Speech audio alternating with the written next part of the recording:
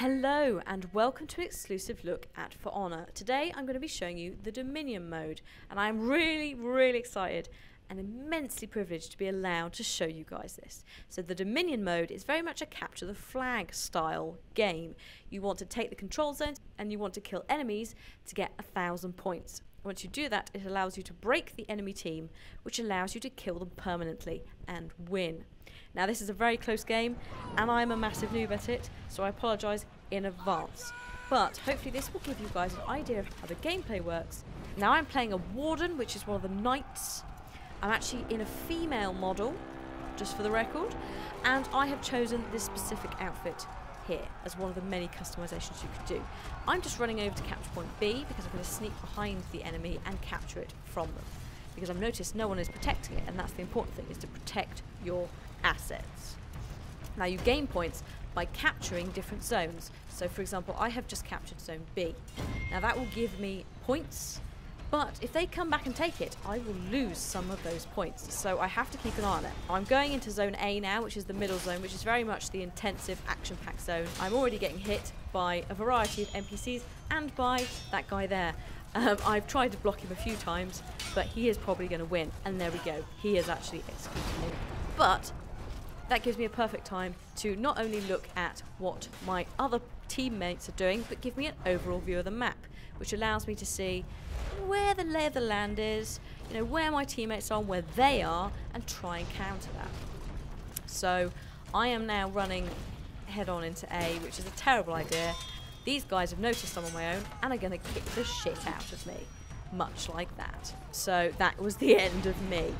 But that's fine, because we can bring it back, right? You'll notice at zone B, there's 2 people fighting one guy. You very much want to outnumber the enemy team, wherever you are. So you kind of want to make sure that you're at the advantage. Now, this guy is going up to zone C. I'm going to try and cut him off and defend this zone, because I don't want him in here. So here I am doing this. The combat system itself is a bit strange to start with, but actually pretty funky. And once you get it, it's really cool. You use the analog sticks to control the direction in which you either attack or block, and that actually allows for a quite simplified system which works really well. So this guy here, I'm having a little attack on him, but you can see we've both got arrows on our bodies. So I'm controlling where I'm going to block, he's controlling where he's blocking, but he can also control where he's going to attack. So he's switching up, I've switched up. He tried to surprise me there, didn't work. I've managed to get a few hits in actually.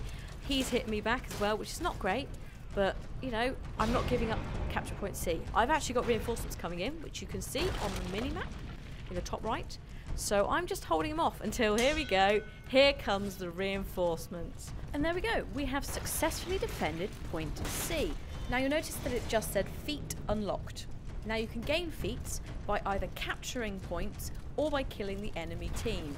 Now, when you die, they reset, which is why I'm going to talk about them now, because I have 2 of them unlocked. The first one is a passive skill that will give you health when you kill the very small AI guys that are in the middle of point A. And that gives you a little bit of health back, which allows you to regenerate. The second one is a AoE buff that you can give to yourself and your allies that rallies them. The third one is a heal with a cooldown that you can use to heal yourself. And the fourth one is a giant fiery missile that you can send flying at the map that will one-shot anyone that stands in its way.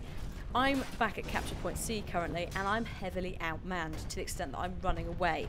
And it just goes to show how numbers are so important in this game, how working with your team is so important. If you get caught out on your own, you are completely and utterly finished. So, as you can see here, it's kind of gone a bit wrong. You can see that the blue team has 900 odd points and we have 391. But they've just lost capture point B. Oh, and now they're getting it back. So you see the points jump up and down, depending on what capture points you have. Now, attackers are breaking, stand and fight means basically we have 1 life left. Unless we can capture a point back or change the system so we're not on 1,000 points, we will lose the game. Now, luckily, this guy ran into a silly place, and there were quite a lot of us there, so we basically just gangbanged him, to be honest, took the point back, and stopped the breaking point. And you'll notice as a result, the scores are actually a little bit more even, because we own more checkpoints. Oh no, and there we go. I told you wouldn't miss it. There's the missile. Isn't it glorious? Now, it is a bit of a weird system when you first start out, because you're like, well, who's breaking point? What breaking point? But once you've played it once or twice, you get it. You really get it. And so, in a minute, we're about to be presented with our own breaking point, where we can kill the opposite team. If we can slice through all of them and kill them now, then we will win. And there is only one guy left. Poor guy is at point B. It's a choo-choo train of hate and chainmail and destruction, and stab him in the back. And that's it. And we've won. We've won the game. Despite the fact we were so close to losing, that's how quickly this game can turn around. And that is why it is so exciting when you play it. Every game we played in the booth was so close.